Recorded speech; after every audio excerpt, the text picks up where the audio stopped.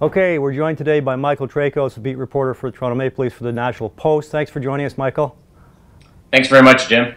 Great. I just wanted to talk to you about the Canucks and the Leafs game on Saturday. Obviously, it's always an iconic game when the Leafs come to town. Lots of Leafs fans here in Vancouver.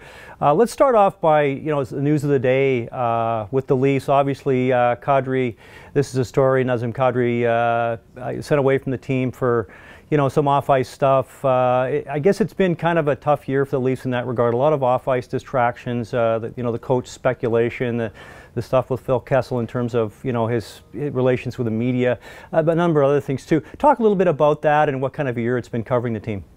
Yeah, as we like to say, it's like another day, another fire here in Toronto, and really it's been every day has been something new. And just even going back to last week, and there was an incident on Twitter where two of the Leafs are now suing basically their employer, and we had Salute-gate, and like you mentioned, the coach being fired, and it's just been one thing after another, and now we have something where a young player who's not so young anymore, 24 years old, Nazem Kadri, gets disciplined for being 10 minutes late to a practice on Sunday.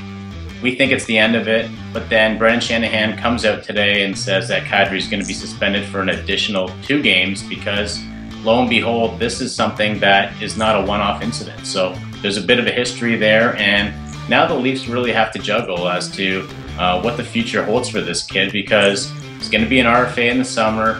He's arguably their best center going forward, and there's a lot of future and a lot of kind of hope tied up in him, and we're going to have to see where this goes. But I don't want to say it's turning into another Evander Kane type situation, but there's definitely a concern there. Absolutely. So, given that, obviously, Leafs fans, it's been a very disappointing year in Toronto, I'm sure. The fans always like to look at the bright side if they can, and I imagine if you want to look at the bright side from Toronto's point of view, they've now fallen to the point where they're a serious lottery team. And are fans dreaming about winning, and ending up with Connor McDavid or Jack Eichel? Yeah, I think if you could ask most fans, they'll tell you what the percentage is in terms of winning the draft lottery, and I think right now it's at 9.5%, and it's probably not going to get any better than that. The Leafs have the 4th worst record in the NHL, and they're not going to catch either Buffalo or Edmonton or Arizona, but you know what?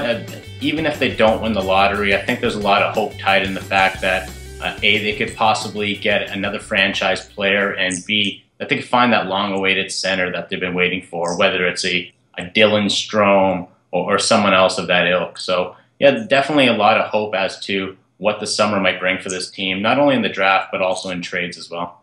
You talk about the future with this team. Obviously, when they play the Canucks on Saturday, this is a must-win game for the Canucks. So they're down the stretch trying to get a playoff spot. They have to win the so-called winnable games. But there's going to be players on the Leafs roster, I'm sure younger players, who want to show, heading into next year that they've got some chops and they deserve to be around. So how much do you think resistance the Canucks are going to get from the Leafs on Saturday?